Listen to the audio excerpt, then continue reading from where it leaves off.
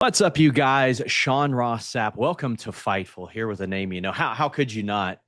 Man, he's been everywhere for the last several decades. One of the most powerful men in pro wrestling, but you can also see him on WWE 2K26 with a ton of new game modes, over 400 playable characters. We have Paul Heyman here with us. Paul, how you doing? How am I doing? That's your Yeah, how are first. you doing? Yeah, You waste your first question with "How am I doing?" Yeah, the year I've waited years to interview you, and the dream question was, "How are you doing?" How are you doing? Yes. So I'm great. I'm slumming it today, exposing myself to interviews that begin with "How are you doing?" I mean, I was shocked to learn that I would get the opportunity to interview you, but uh, here we are, by God, and I think that a lot Obviously, of no one here in WWE or at 2K was asleep at the wheel and letting the press get through. But please, by all means. well, thank God for that, but I think that people may not know And we lost necessarily. audio already. Look at this. Look, we my audio's still here. Look at this. The dark We, web has intervened.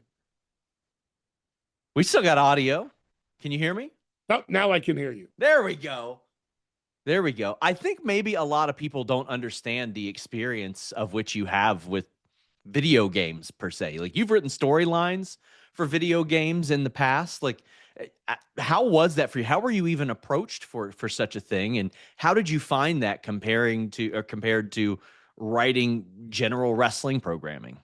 Well, writing for video games is a lot easier than writing for general wrestling programming, because writing for general wrestling programming, or for WWE in particular, or ECW before that, requires you to balance out the personalities that you're dealing with.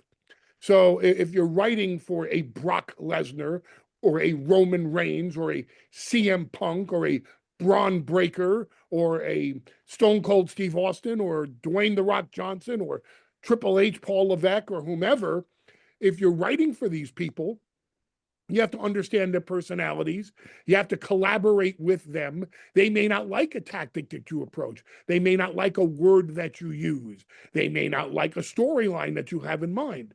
When you write for a video game, there's no one to push back except your own imagination. So the only person that I really have to clear things with would be myself.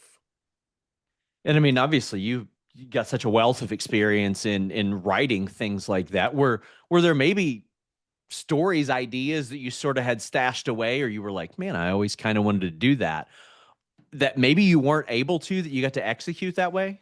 I appreciate the question and I understand where it's coming from, but if I were to do that, then I'm living out my own fantasies within the Sure. video game. And I'm don't know if you are aware of this. I am maybe a couple of weeks, months, maybe even a year or two older than the typical gamer that's out there today.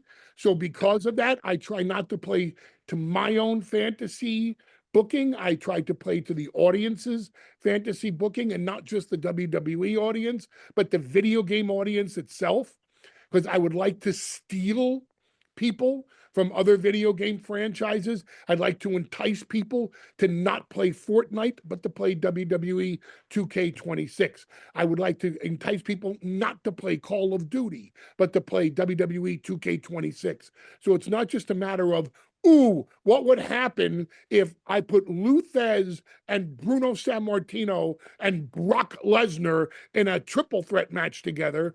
It's more of, what can appeal to today's gamer audience? What appeals to that crowd? What can I do to tickle their fancy, to entice their imagination, not just live out my own fantasies that I would have trouble booking for whatever different reason in today's environment, including Thez versus Sammartino versus Lesnar.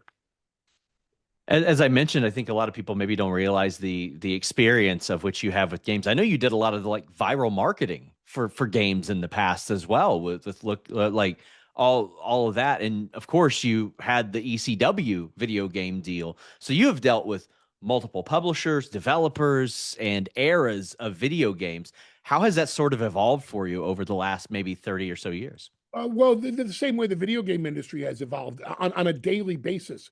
I co founded an agency in New York City called the Looking for Larry Agency. And our very first client was a video game company. And their first assignment to us was a mixed martial arts game that they were launching. And we had Frank Shamrock in a viral video, and Nick Diaz in a viral video, and Gilbert Melendez in a viral video, and Fabrizio Verdum right after he was the first person to beat Fedor. And we had one other person. Oh, we had Kung Lee in a viral video. So we launched our agency on the back of video game promotion. And since that day, we have witnessed the game industry both consolidate and expand at the very same time. It's a most unique industry. And if you don't pay attention to it on a daily basis, you're going to miss so much of what's going on and where the cultural curve is taking it. And I mean, obviously, so much has evolved since then. I mean, I remember when you did land the ECW deal, you had two games within like 6, 7 months of one another, and now it's certainly a more calculated release process. Well, the ECW video game was interesting because it came out from Acclaim Entertainment, and Acclaim Entertainment at the time was doing the WWE games, and they lost the WWE games over to THQ, and THQ was doing the WCW video games, and they lost the WCW video games over to EA Sports. So Acclaim Entertainment had a bit of a formula in terms of the game, and all they needed to do, all puns intended, was ramp that up to the extreme. And nobody really believed in the ECW video game back in 1999. And when it came out, it smashed every record that was available at the moment. So much so that they bum rushed the next game, which was called Anarchy Rules, as fast as they could out the door, because the pre-orders, especially from overseas, had reached a level that had never been seen before. So now you've had the experience of working with Acclaim, with THQ, with the viral marketing, and now 2K as well. How has the involvement changed? Because I mean, obviously, like back in the day, they were probably doing a lot of that by hand. Now there are scans. There's so many different elements that they are able to implement into games. It's like anything else. If there's not an algorithm attached to it, there's a human algorithm to it. There's someone that's running analytics. There's someone that's running metrics. There's someone that is doing surveys. There is someone that is doing site testing. There is someone that gets a test group into a room and says, well, if you play this, if you play that, should this person look like this? Should that person wear that? Should this wrestler wear this outfit? Should they wear this? Should they wear the throwback? Should they wear the progressive? There's all sorts of questions. There's all sorts of analytics. There's all sorts of metrics. And if it's not fed into some sort of in intelligence mechanism, then it is done literally by survey, by numbers that are then audited and accounted for, so that there's an accountability factor involved in what the audience wants. Either way, there is always, and has been since day one, a dramatic effort to stay a year ahead of the curve. Because when a video game falls behind the curve, it can never recover. It becomes yesterday's news. It becomes Pac-Man. It becomes Space Invaders. It becomes Dungeons and Dragons. It just becomes like, oh yeah, remember back in the day? And the last thing a video game wants to be is back in the day. Video games want to be, this is the future. This is what gets people to stay at home and never leave. And if they do leave, they're playing it on their phone 24/7. That's the thing. 24/7, 365 engagement and interaction and immersive experience into a video game like no other. That's the goal. Now, whether they achieve that or not, that's another story. But that's always going to be the goal. Always want to be topical, always want to be forward thinking. It's like the fashion business. You don't want to be a throwback. You want to be fashion forward. And I think that you mentioned people playing out their fantasies. They're able to do that with 2K26. Over 400 playable characters, which I remember when I was playing WWF in your house back in the day, and there were like 10 or 11. But among those in the last couple of years has been somebody like New Jack, which you were instrumental in bringing to the forefront. That is not a character that would have been in a WWE game a few years ago, it feels like. And how does that feel to see someone like that be accepted for a game like WWE 2K, knowing that you had a big part of it? Well, it's like asking the guys in NWA what it felt like when they did a movie called Straight Outta Compton. And all of a sudden, these rebels, these anti-society rebels, these renegades, these people that were looking through music to change society and have society conform to a different vision, all puns intended. Uh, ECW is now recognized for how relevant it was in the social curve of professional wrestling slash sports entertainment. And its contributions to the industry cannot be denied any further. And people spent at least a decade after the death of ECW trying to deny the relevance, to the point where when the one night stand shows were so successful, WWE practically launched a new ECW to kill the old ECW. And now it's more accepted. It's more accepted for its historical significance. It's more accepted for the cultural change that it brought to professional wrestling slash sports entertainment. ECW's contributions to the industry are now far more respected and, in hindsight, acknowledged, again, all puns intended. Uh, and because of that, you see New Jack amongst others in the game. And it's an uninhibited version of New Jack, not a watered down, censored version of New Jack. How did you feel hearing Timothee Chalamet saying that One Night Stand was his favorite wrestling show of all time? I admire Timothee Chalamet for his taste, not only in professional wrestling, pay per view slash premium live events, but also for his taste in dates. Okay. He knew the boogeyman's real name too, which was that was perhaps the most shocking thing that I saw from that interview. I'm shocked that you could confirm that information. How do we really know that that That's is? a, that's a fair point. That is a fair point.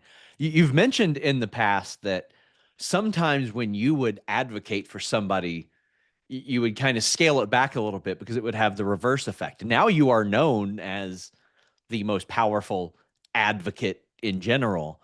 Uh, how has that changed in your mind over the last few years? It's the same. It's just reading the room. It's understanding the audience. It's knowing their expectations and their capacity to absorb the message that I'm sending out to them, and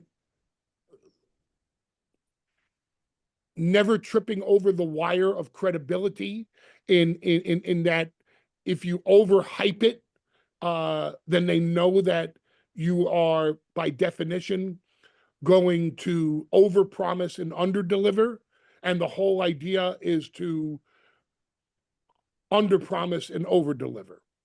And in doing so, you just have to read the audience. What is their ability to take in the words that I am thrusting upon them? Because the last thing I want to do is have to explain it. Because as I've said many times, Google it, bitches. I'm not here to educate you.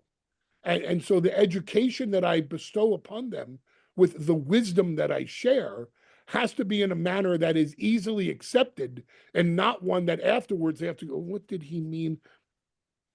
Siri, what did Mr. Heyman mean when he said this? Oh, March 13th, WWE 2K26 video game release date. Oh, that's what he means. I have to do it in a manner that it soaks in. And when I leave, you go, wow, I'm a wiser person because I've listened to Paul Heyman. Well, there you heard it. WWE 2K26, tons of new game modes, over 400 playable characters. Paul Heyman, I would like to thank you so much for finally giving me the time. Well, then please do so. Go right ahead. Thank me. Thank you. I appreciate you for giving me the Oh, time. you don't have to thank me. It's kind of, sort of, almost my pleasure. Oh my gosh. Encourage you guys, WWE 2K26. Until next time, my friends, we're out.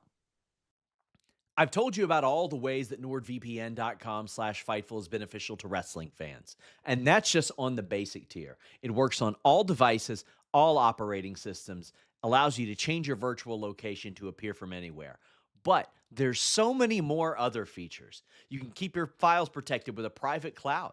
You can secure your passwords with a password manager as well. They have cloud storage. They've got MeshNet where you can connect to a remote devices safely and create your own private network. They have VPN servers in 127 countries. They have Threat Protection Pro. You can block malware, trackers, and even ads when you're not connected to the VPN. It's got the ultra fast connection, dedicated IP, a data breach scanner, and a 30-day money back guarantee. So for some reason you think you don't like it, you can get your money back. NordVPN.com/Fightful. Head over there, check out all of their incredible features and testimonials at NordVPN.com/Fightful.